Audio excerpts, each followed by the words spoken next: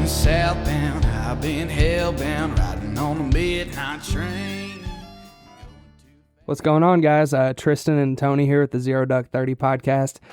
So if you've been hunting dumb, I think it's time you need to hunt wise. Oh, Papa joke. No, but seriously, Tony, tell them about what we got going on with Huntwise for our users. All right, guys. So check it out. If you haven't downloaded Huntwise yet, and you've heard me say this 1,000 times, go download it for free. All right, check it out. We started using Huntwise before we even started this stuff up. So, but if you're looking for a hunting app that's going to give you everything you need as a tool set to go find those areas and social media and get 40-50% discount off of hundreds of manufacturers, then what you can do is you can put in code DUCK30 and get 20% off of the Elite and Pro versions. So check them out, guys.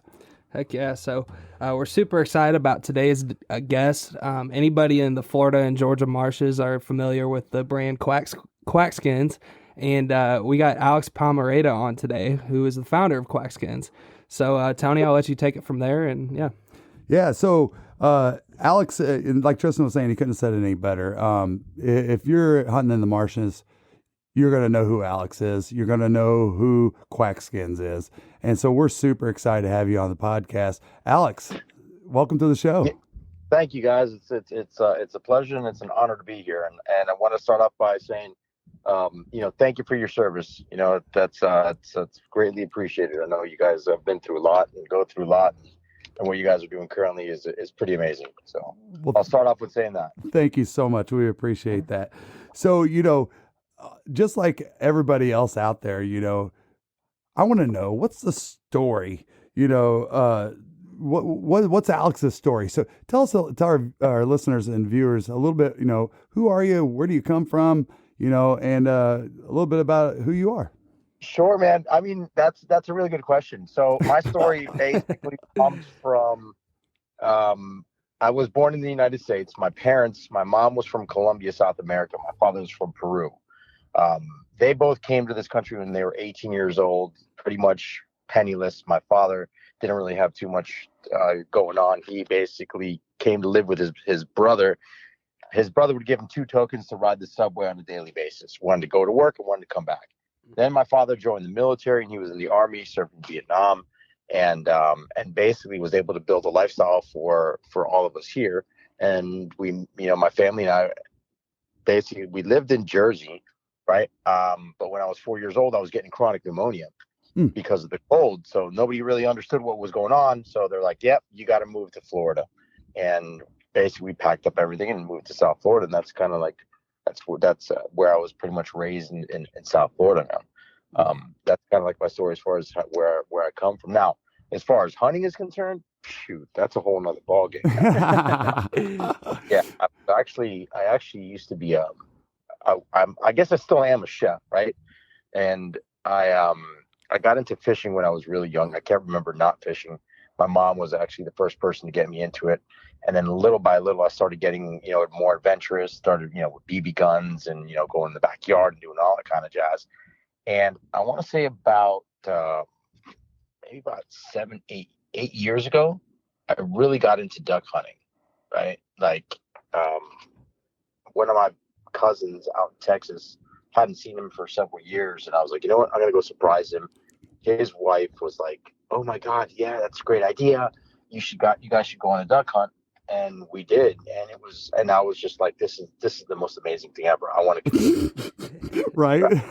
It was absolutely epic. I mean, it was miserable conditions because it was like 30 degrees, and the waders that I had bought, as soon as I stepped underneath the barbed wire fence, they caught the barbed wire fence. They split a rib right up my crack. So it was absolute misery, but I didn't care because we sat in the blind. There was a dog. There was this, that, the other. We threw out decoys.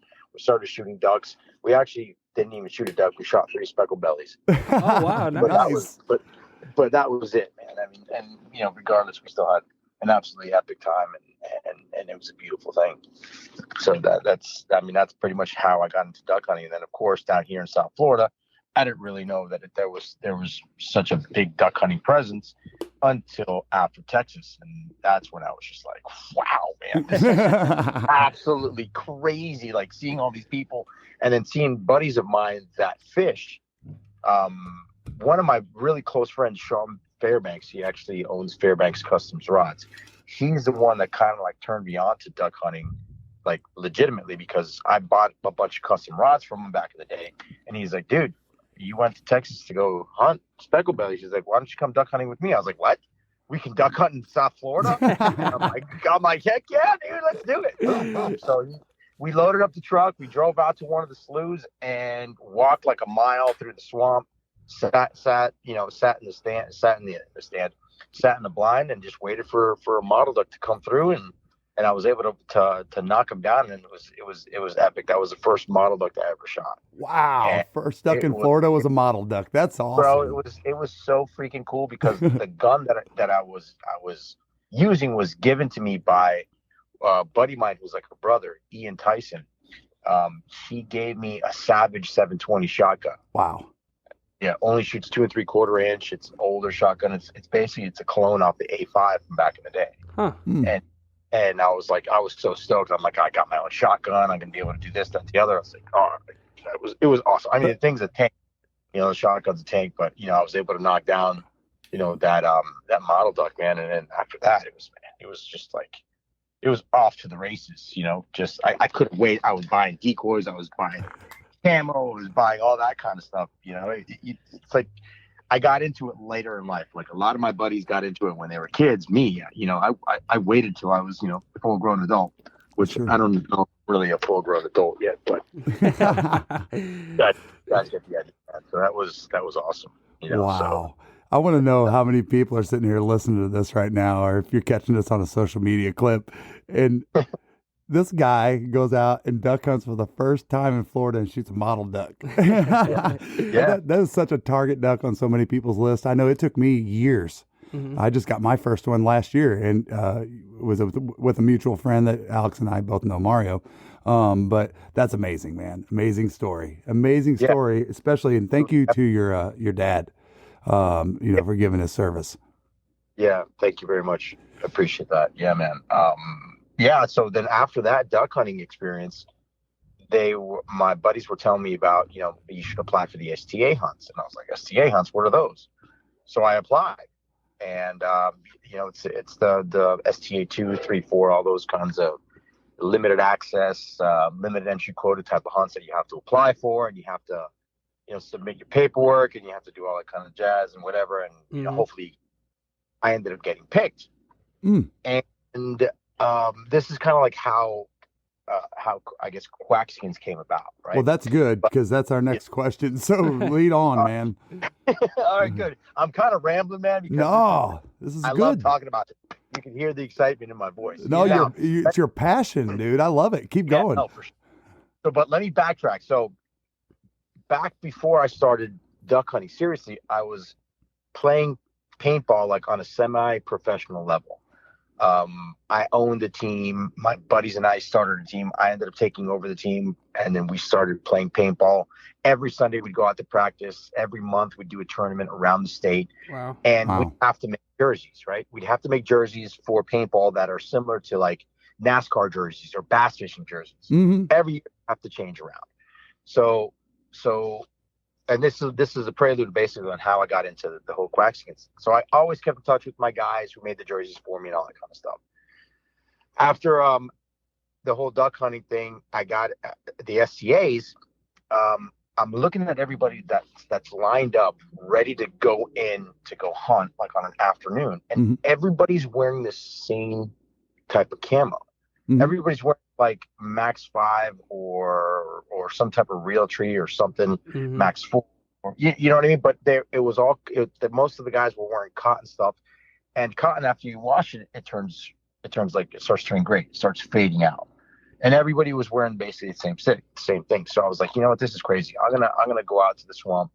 I'm gonna do some due diligence. And I went out, I took some pictures, I went on and I mixed some patterns, I changed colors, I went out to Photoshop, and I started manipulating things to basically make a pattern that I thought would work for Florida, because what the heck? Nobody really has a camo that is made for tropical climates. Mm-mm. It's all made for up north, like cornfields and things like that. So all of a sudden, I called up one of my guys from that used to print my jerseys. I'm like, bro, take this pattern and put it on one of the paintball jerseys.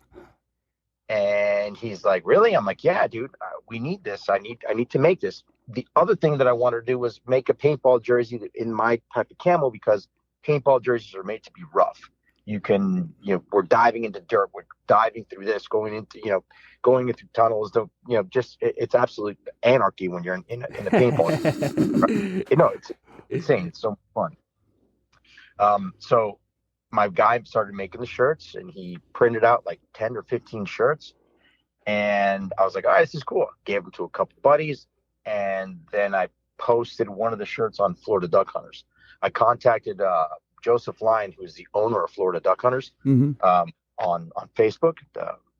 It's probably the biggest duck hunting page in Florida. Yep. And I became friends with him. I was like, hey, bud, do you mind if I put this shirt on the site? I'm like to try to sell them. And then I did. And all of a sudden, one guy reached out to me, and then another guy reached out to me, and another guy, another. And all of a sudden, I'm getting bombarded with emails and phone calls and Facebook Messenger questions. And then I was like, okay, this is awesome, kind of crazy. And then I built a website, quackskins.com. And that's kind of basically how Quackskins came about, right? And little by little, I started thinking about other things to do. So I had a buddy of mine that owned a vinyl company, Vinyl Wraps, and then boom, I wrapped my truck with it. That was another. And then I wrapped people's boats, I wrapped people's canoes, I wrapped my own canoe, and that is still has the original wrap from like 6 years ago. Wow. Yeah, one of my buddies uses it for gator hunting religiously. AJ, he actually works with FWC, and he's one of the best, probably the best gator hunter that I know down here in South Florida. He's a beast. Yeah, and he still uses my canoe for gator hunting. It's pretty cool. That's saying something that it's held up through salt water and the sun and all that for 6 years. Yeah, no, it was. I mean, the material is it's a 3M material, and it really holds up. I had it on one of my airboats. My first airboat, and I put it on there, used it for 2 seasons. I had it on my Ginu as well. It was really cool. And then it just blends in with, the natural Florida fauna, so to speak. It was pretty cool. From that, people were asking me, bro, you got to make a pattern for the mangroves. And I'm like, something? I'm going to do that. And then last year I was like, this is crazy. Nobody's got a freaking mangrove pattern. Yeah. Right. And then last year I was like, I called my guy. I was like, take this pattern. I did the same thing that I did with the original Quackskins pattern, the sawtail pattern. I went out, I took some pictures of some mangroves. One of my buddies, Captain Frank Lito on the West Coast, he helped me out. He had a really good digital camera. And he took some really nice pictures for me. I took them back to my, I took those pictures, I put them onto Photoshop, and I started manipulating the colors, maneuvering like the shadows and stuff like that, taking black and making it blacker, just making it to making the pattern to how I would see it if I was a duck coming into the swamp. Not just something that you just copy, print, paste, and put it on a shirt. Right. So a lot of guys were talking about how they really like my pattern because it has a lot of black in it. So it creates a little bit more depth in the pattern as far as looking like, just a staple, like a seed of corn or whatever, you know what I mean? So I came out with mangrovelage, and all of a sudden people are like, dude, this is amazing. We're just mangroves, this and that, and blah, blah, blah. And then people are using it for not just for mangroves, but they're also using it for like the Florida woods. Yeah. I was like, this looks really good in the woods. It looks just like a holly tree. Wow. I have a picture of a charity event that I did where I'm taking some politicians out on the airboat, and I'm dressed in my camo and the mangrovelage. They're both wrapped in mangrovelage. My rudders are in mangrovelage, and you could the only person that you could see on the boat pretty much is one of the politicians that we took out. Really neat. But I used it for turkey hunting this season, but I wasn't very successful at it. It wasn't because of the camo, it was because I just couldn't, close the distance on the turkeys, and I'm not a very good turkey hunter, but I keep trying. Well, I remember, Tristan and I were talking, we were like, man, when did we first experience Quackskins, and, I'm very similar with you, Alex. I got in about the same time frame, and just went crazy. That's why when you were talking about that, every single duck hunter, when you get hooked, this is what happens. All right. It's just what happens. Right. It does. It's so fun. Anyway, but I was at one of the lottery areas. I don't remember which one it was. And we're getting ready, and they're calling your number, and these guys walk up, and I'm like, dude, who are those guys? And they look like ninjas. They I mean, when you guys see the products, and Tristan's going to throw some up, and Alex is going to talk a little bit more about them. It's so different than anything else out there. Mm-hmm. So different. And so when they walked up, I'm like, these guys understand. I mean, immediately I knew these guys knew how to hunt the marsh. Mm-hmm. Instantly, just because I thought they care enough about trying to camo that good. And all the guys that hunt with me, you will know. If you will go back and watch one of our videos, I'm talking about Tristan wearing a black hoodie because he wasn't camoed, and it made me mad. It's literally just the hood. That's all it was. But I'm a psycho because I'm an ex-military guy. But the point is, it was so unique. I was like, wow, dude, look at that. And then I on another hunt, I saw some guys that it was an afternoon hunt. And I was down at one of the STAs. They went out, and I could see where they went in. And then I lost them. Bro, they were facing us because they were a little, I don't know if we were too close or they were too close to the line, but we're sharing pellets. And literally, dude, when they would back into into like the say the cattails, mm-hmm. They would back into that, gone. Yeah. I mean, gone, dude. And so it's so exciting, Alex. And when I saw that, I was just like, wow, and then hear the backstory is just incredible, dude. Because of course, leading up to this, Tristan and I are, you start thinking to yourself, like, how do you come up with that? And all these different ideas. And it's mm-hmm. so cool.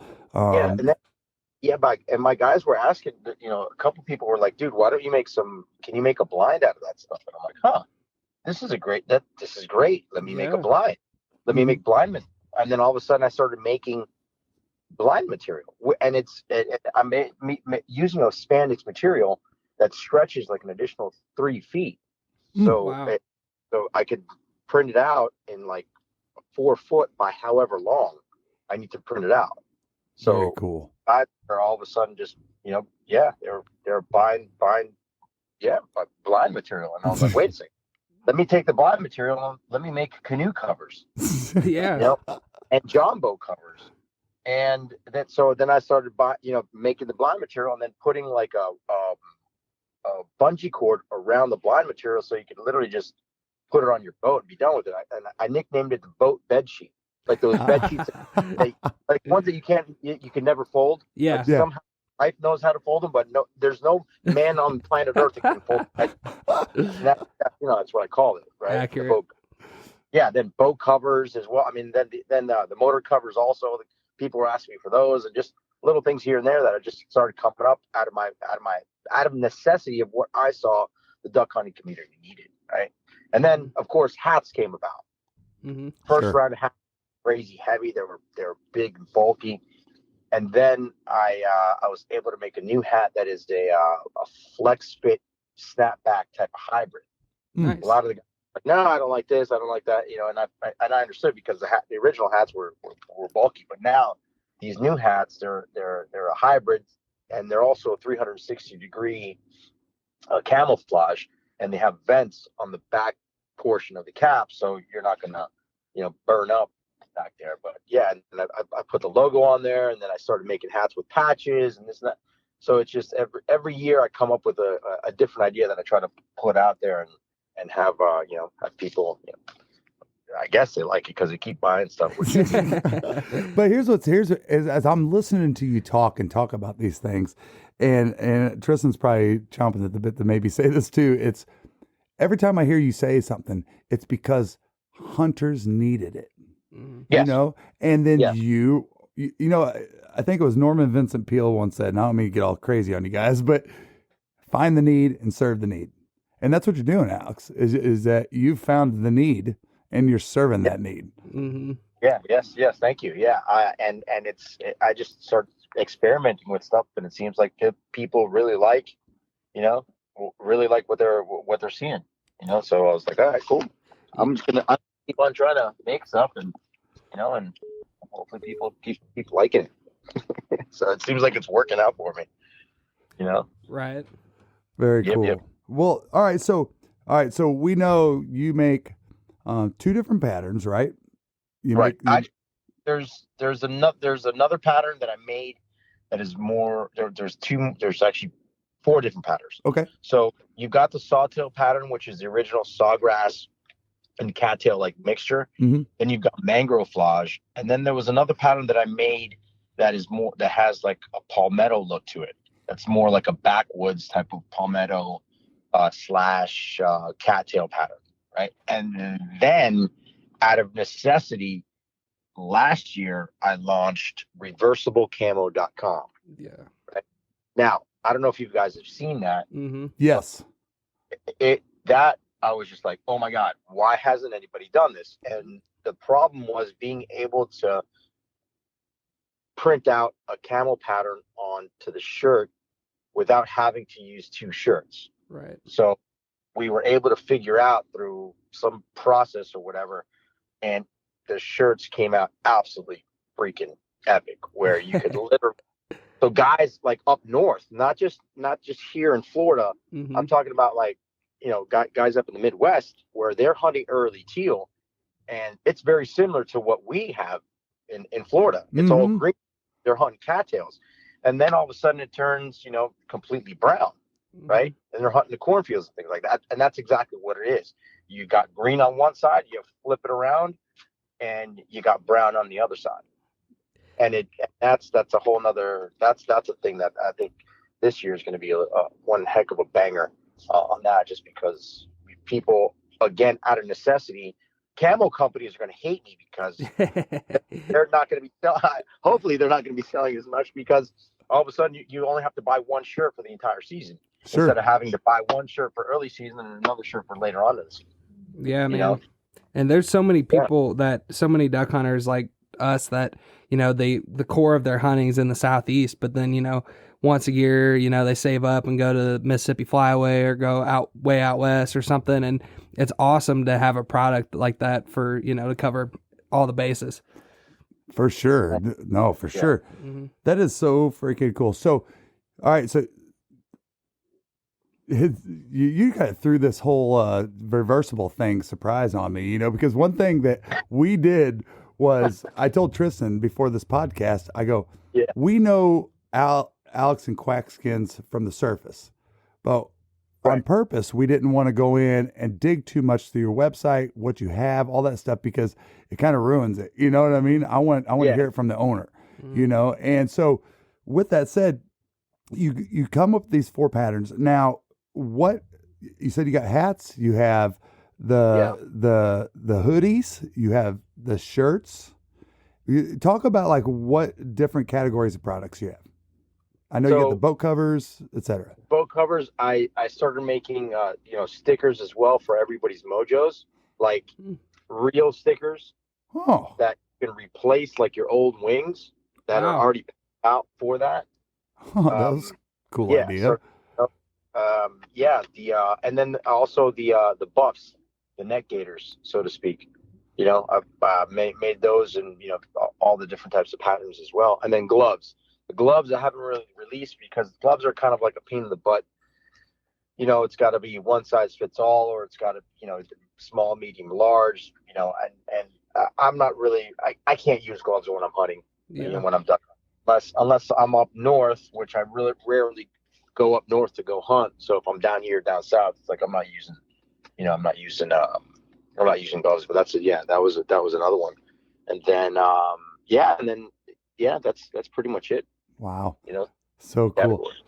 I love hearing about how this, I don't know if you want to call it a domino effect, this has worked. This is so cool.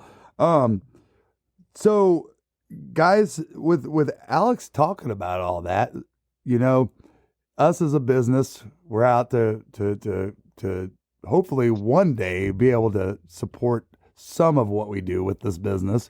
But one thing that we look to do a lot is partner with some great companies. You know, we are users first, hunters first. Every partner we have is because we used them even before we got into duck hunting.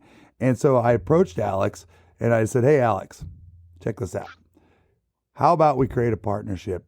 And when we're down there in the South, we're hunting those marshes, you fulfill our guys with our gear, and in return, we'll take care of promoting your business, filming, and everything else." So we're happy to announce that along with all of this, our partnership today, guys. So, Alex, thank you. You know, I wanted to personally thank you formally for that. Thank you, man. Yeah, no, not a problem. And then what I'm also going to throw in there, guys, is anybody that listens to the podcast, that listens to what you guys are doing, they can use the a discount code duck. We'll do duck 30, and we'll do 20% off. Awesome. Of the merch, you know, that they put into the cart. Awesome. I'll be sure to throw that in the description too. Yeah, for sure. Yeah, no doubt, man. Thank you, man. Wow. All right, so you've done all this hunting, Alex. All right, so you got all addicted like we all have. You go psycho. Yep. What's your favorite hunt you've had down in Florida? When you think, man, what was my most favorite hunt? What was it? Let's hear about it. So probably one of the funnest hunts that I was on was I was on the airboat. My buddy and I, it was probably middle of winter, so it was really freaking cold. We're on the airboat. I have the airboat all blinded up. We're getting ready to take off. We're done with the hunt, and you know, we shot a couple ducks. My phone's in my pocket, and all of a sudden, I slip, I fall, and I go pretty much head first right into the swamp. And what was for whatever reason, my phone was recording at the time, so we only got it was the funnest hunt because as I'm going down, my best friend Greg, he's on the front of the boat, and he is laughing hysterically. Literally, I disappeared into the mud. He's like, dude, I saw you fall, and you went under like 6 inches, and you disappeared. You're gone, bro.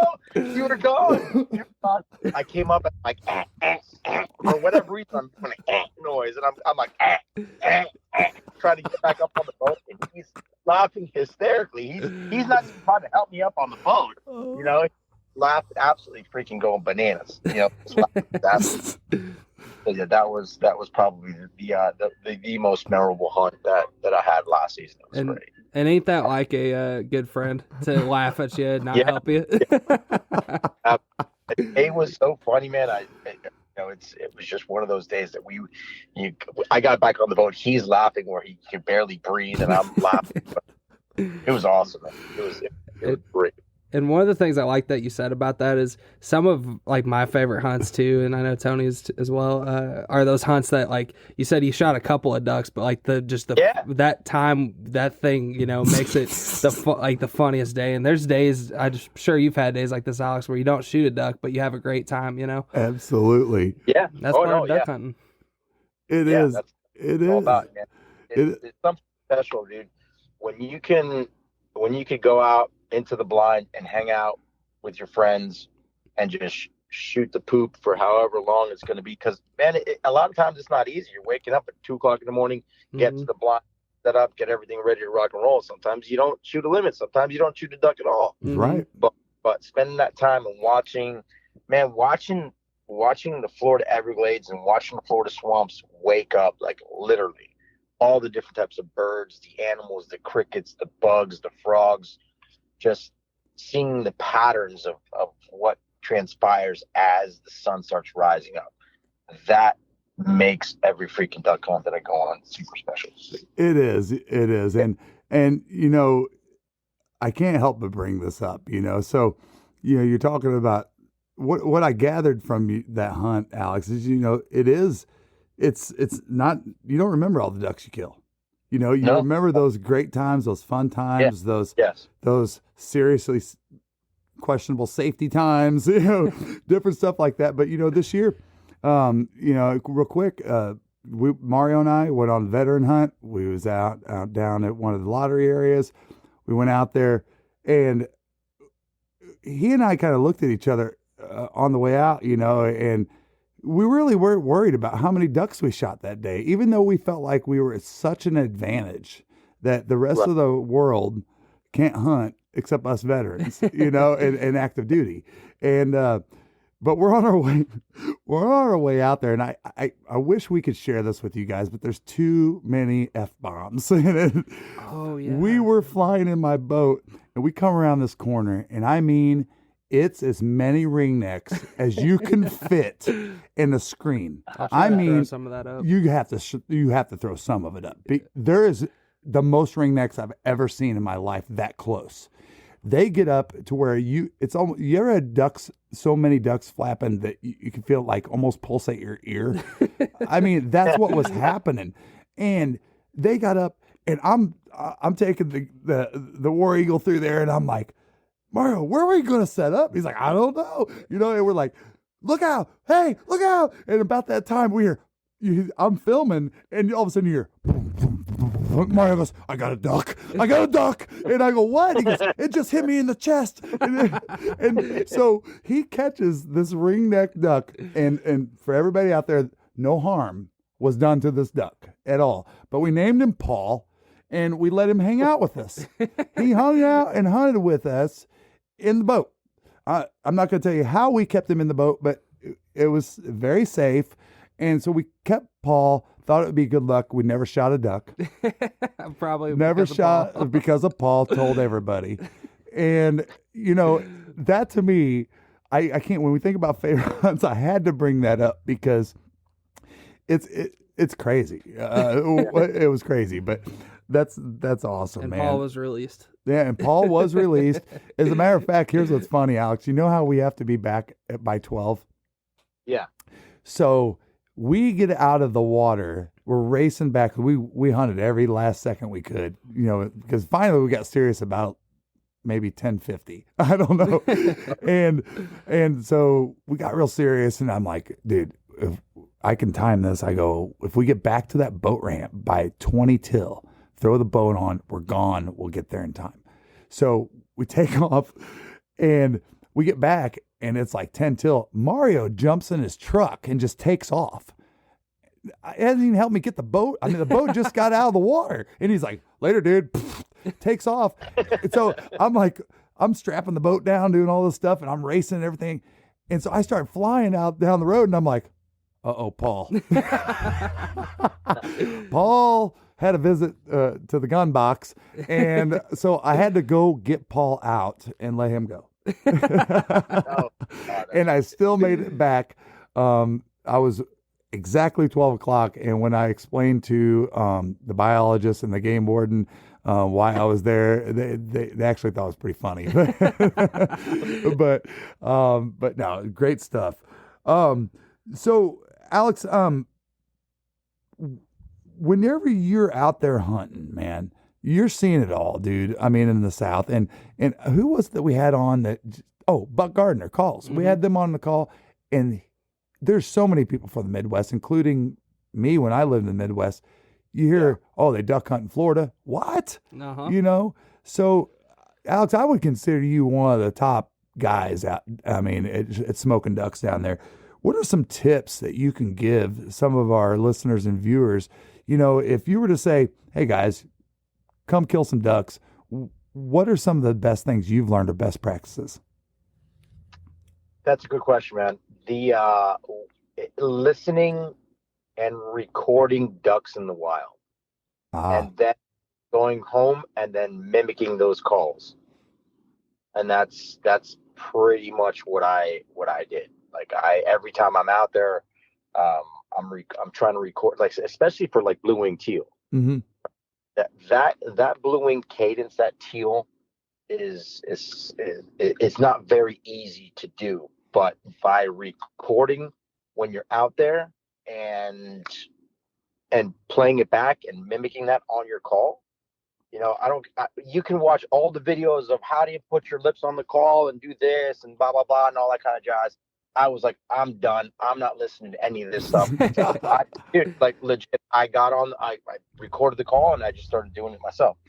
And that was probably one of the best things I could have done to learn how to call, teal, blue wing teal, and model ducks as well. Because that's a whole nother cadence also. Sure. That is awesome. Yeah. I think it's the first time I've had somebody say that Yeah. to me. I mean, that's pretty impressive because I get a lot of crap from everybody that knows me here because one thing that is kind of nice about where my house is I live on a lake and I get some migratory mallards that come in here and Mhm. I wouldn't even call them park ducks because I mean, you make one you move too quick and they're out. I mean, they'll get Yeah. out. But people have gave me crap about being a psycho, just like listening and studying and listen to how they talk, Um, Yeah. it's so unique. So that is a very cool perspective. Yeah, man. Yeah, it works. What I also did on the site on quackskins.com, I actually put one of the audio files on there for people to download so they could do it themselves. Oh, They don't know nice. go out there, do it. I have the audio file, and that's how I learned. So it was pretty cool because before I was just like, what am I doing? I don't even sound like. Oh man, haven't we all been there? Yeah. For Yep, sure. yep. So before we got on the call today, Alex and I were talking a little bit, and I learned some really cool stuff. We've been talking a lot about the products and things he does, and he probably would not even bring this up if I didn't, because he's just the humbleness in him. But Alex, I want you to tell everybody what you do for veterans and kids every year. It's pretty So amazing. I kind of took it upon myself to so the way I see it, if we don't get more kids involved in duck hunting, it's going to go by the wayside, and we're going to lose duck hunting opportunities. So the Mhm. more kids get involved with duck hunting, the better it is for us in the future to be able to go duck hunting. Mhm. I started working with United Waterfowlers, and United Waterfowlers is a great organization in South Florida to help, duck hunting and basically help restoration, not necessarily restoration, but help keep what we have and possibly opening up more areas for us to duck hunt. I became a board member with them. And they asked me to take over for their youth hunts. Mm. They're the guys who were running that were a little bit older. They're not as internet savvy, and I was like, man, this is going to be awesome. I'm going to take this and run with it. And that's exactly what I did. Wow. That's cool. Sponsors, I started getting, like, Tangle Free is like a huge sponsor for us. They basically give us a bunch of decoys at a discount. I was able to score a bunch of calls and a bunch of stuff from Gander Outdoors. When their store was going out of business or just getting rid of all their hunting gear, and then from donations from people on the page. So basically every kid that goes through our youth hunts, everybody leaves with a decoy or some sort of swag. That's So Cool. we have one at the beginning of season that opens up usually a week before season starts, and then we have another youth hunt that's at the end of the year, a week after the season. The season is over, which is cool. But the one at the beginning, my mentality was like, you know what? I'm going to give these kids decoys. Everybody's going to get a decoy or a box of decoys, because what's going to happen? They're going to take those decoys home and they're going to be hounding their dads Yeah. to take them hunting, to take them out, Yep. and then as well. So it was a pretty cool idea, and it worked out really well because all of a sudden I'm seeing a lot more kids going out there with their fathers, and and then at the end of the season as well, same scenario, man. So yeah, There's a lot of dads running around South Florida saying this guy cost me thousands. yeah, man, yeah. And then what I do with like some of the proceeds that I make from Quackskins, there really isn't. The margins are really, really bad as far as in camo and clothing and all that kind of stuff. Mm-hmm. But what little money that I do make, the proceeds go to one of my charities called the Independence Fund. The independencefund.org, and they're basically a charitable organization that helps wounded veterans, like severely wounded veterans that have lost limbs and have been through some serious casualties, and helps get them out, up and about, and going again. Yeah. So I do that. And then I also, donate about 2 to 3 duck hunts a year to Lives Without Limits, which is another charity organization to help veterans and disabled individuals get out there and to go hunting and yeah. So it's pretty neat. That's awesome stuff, man. Wow, I mean, I'm sitting here looking at your logo. I think you need to put a cape on that thing, Alex. Yeah. I mean, that's just it's just an amazing. I'm just blown away, man. Yeah, that's really. I neat. mean, it's just so neat that you give so much of yourself. I know you got a personal life, but to be so obsessed with the sport, to give back like you do, I feel humbled. But I feel like I'm not doing enough. You can say that, but you can't really say that. I've been placed in an opportunity where when it comes around to duck season, and I can afford to be able to do what I do because of what I do when it's not duck season. So I know I'm not going to be working nearly as much during duck season for me to make money at what I really do. So I focus on capitalizing on the not duck season to do what I have to do. So when it comes duck season, I can focus on what I'm, on Quackskins, and I can focus on the charity organizations and taking kids hunting and taking veterans hunting and taking whoever wants to go out hunting. And it also helps that I'm 20 minutes away from some pretty good duck hunting. So that's cool. I can't, not a lot of people would do that, Plus I work from home with my what else, the other stuff that I do, so I can pretty much take off whenever I want. So we got to go duck hunting with this guy, dude. I promise you, it'll be awesome.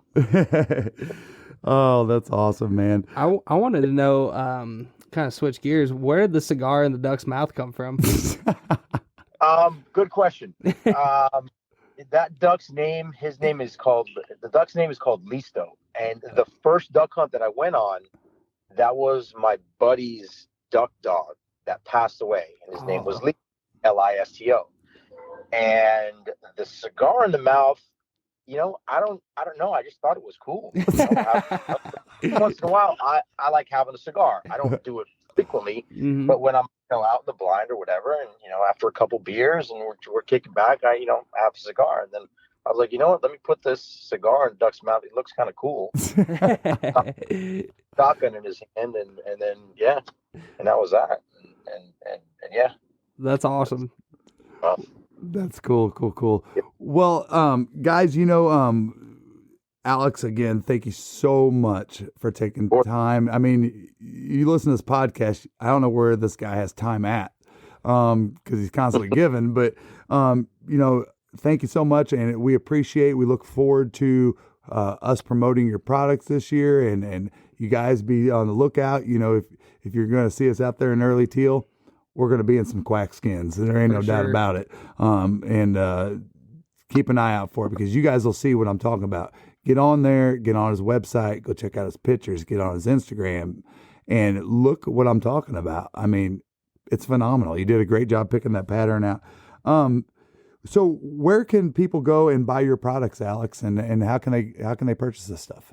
Super simple. Quackskins.com has all the patterns, all the gear. There's Quackskins.com. There's also mangroveflage.com. Okay. And the new one is reversiblecamo.com. Awesome. Awesome. Yeah.